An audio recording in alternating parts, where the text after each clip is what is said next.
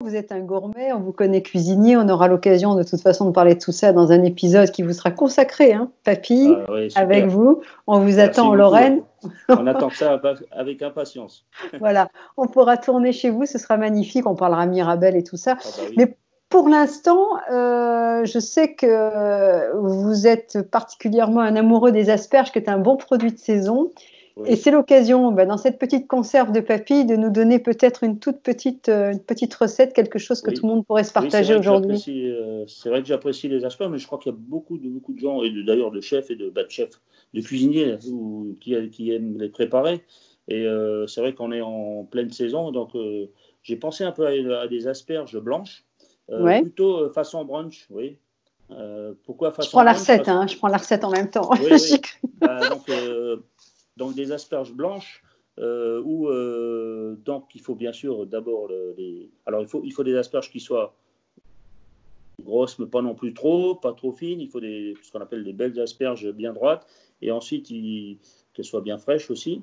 Et bon, la première chose c'est il faut les éplucher. Alors les blanches faut bien les éplucher parce qu'il y a quelquefois comme une double peau et donc il faut Ouais, bien sur les les fesses, hein. éplucher Ouais. parce que sinon il y a de l'amertume. Et alors moi ce que je fais un petit truc, on va dire, c'est que les peaux, moi, je les lave et ensuite j'en fais un bouillon.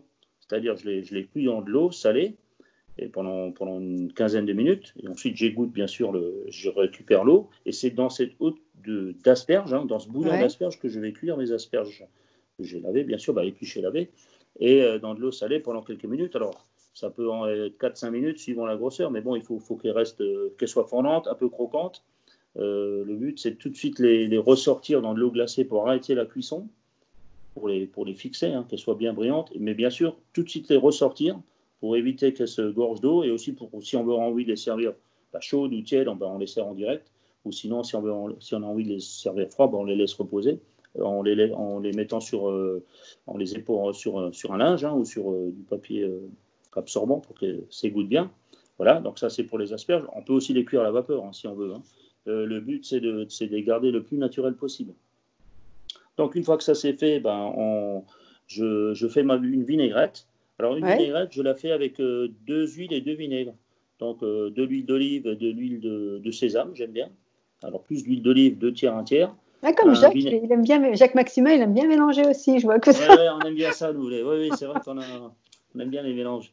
Après, on peut faire une vinaigrette classique, bien sûr, mais ça fait aussi la différence. Donc, un vinaigre de balsamique, un vieux, pas trop vieux, parce que j'essaie de faire aussi comme on est confiné, de ce qu'on a chez soi, dans son placard. Si on cherche un peu, on trouve. Et un vinaigre de Xérès ou un vinaigre de vin. Donc, une fois qu'on a fait ce mélange-là, donc toujours en remuant et en prenant une cuillère, en goûtant toujours, parce que c'est important de goûter le dosage, un peu de sel, de poivre. Moi, je mets un peu de muscade. La muscade, c'est un peu un produit, une épice qu'on utilise beaucoup dans ma région, en Lorraine, et du réfort râpé, on va Ah dire, bah à la oui, place de la moutarde. Vous voyez, alors, si on en a. Et c'est bien ça. donc ça, c'est la vinaigrette. Donc on mélange tout ça, on goûte s'il y a assez d'huile, assez de vinaigre. Bien sûr, il y a plus d'huile en général que de vinaigre. Et donc on laisse reposer. Après, justement là, pour revenir sur ce côté brunch, c'est-à-dire que j'utilise des jaunes d'œufs que je vais mettre dans une tranche de pain de mie que j'ai découpé en forme d'anneau, c'est-à-dire que Ouais. j'ai creusé au milieu. Et donc dans une poêle avec un petit peu de beurre, je fais colorer un côté de mon pain de mie, et ensuite je rajoute le jaune d'œuf où il reste toujours un peu de blanc, dans le trou Dans le trou. d'anneau. Et donc je fais juste fixer le jaune d'œuf dans la poêle comme un œuf plat avec Ah, c'est un toast au jaune d'œuf, quoi, un toast au jaune d'œuf. avec Exactement, l'eau. c'est exactement ça. Ça ressemble à ça, sauf qu'il est, il est fixé dans le pain. Et donc, juste le temps de le fixer et que le pain soit bien croustillant, et on les pose sur les asperges qui sont déjà, eux, sur une assiette, parce qu'on a bien rangé. Et donc, on pose le toast sur les asperges.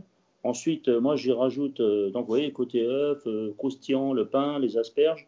J'aime bien mettre un peu de fumée, donc, ou quelques tranches de magret fumé, Ouais. ou du bacon grillé, comme on fait au petit déjeuner. Et ensuite, bien sûr, on n'a pas fini.